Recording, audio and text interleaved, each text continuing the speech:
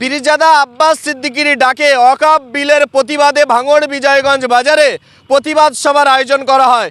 এই প্রতিবাদ সভায় হাজার হাজার মানুষের ভিড় চোখে পড়ে।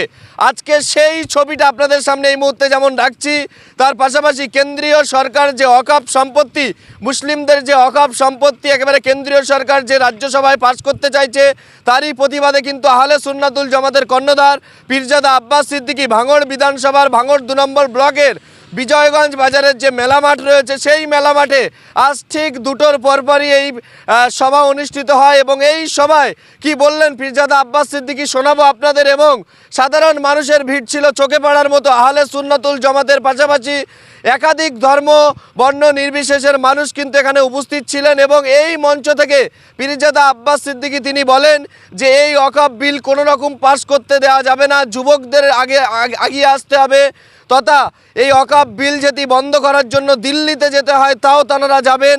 এবং এটা শুধুমাত্র টেলার। তিনি বললেন যে আগামী দিন আবারও পিকচার বাকি আছে। কলকাতার রাজপথে কিন্তু বিভিন্ন সমাবেশ হবে এবং দরকার হলে ব্রিগেড পর্যন্ত তারা যাবেন। পীরজাদা আব্বাস সিদ্দিকী আহলে সুন্নাতুল জামাতের তানার যে দল রয়েছে, সেই দলের পক্ষ থেকে কলকাতায় বিভিন্ন জায়গায় সমাবেশ হবে, এমনটাই কিন্তু হুমকার দিলেন আজ ভাঙড় বিজয়গঞ্জ বাজার থেকে। মুসলমানরা পাবে না এই বলে বিভাজন করতে চেয়েছিল, সেই জায়গায় আমি বলেছিলাম অবশ্যই দিন কোনো আপত্তি নাই, কেন আমি বুক ঠুকে জানি বাংলাদেশ থেকে কোনো মুসলমান ভারতে আসেনি, পাকিস্তান থেকে কোনো মুসলমান ভারতে আসেনি, আফগান থেকে কোনো মুসলমান ভারতে আসেনি। আমাদের নাগরিকত্ব দিবার প্রয়োজন নেই। আমরা ছিলাম, আমরা আছি, আমরা যে সরকারে প্রমাণ জনতি করে ওই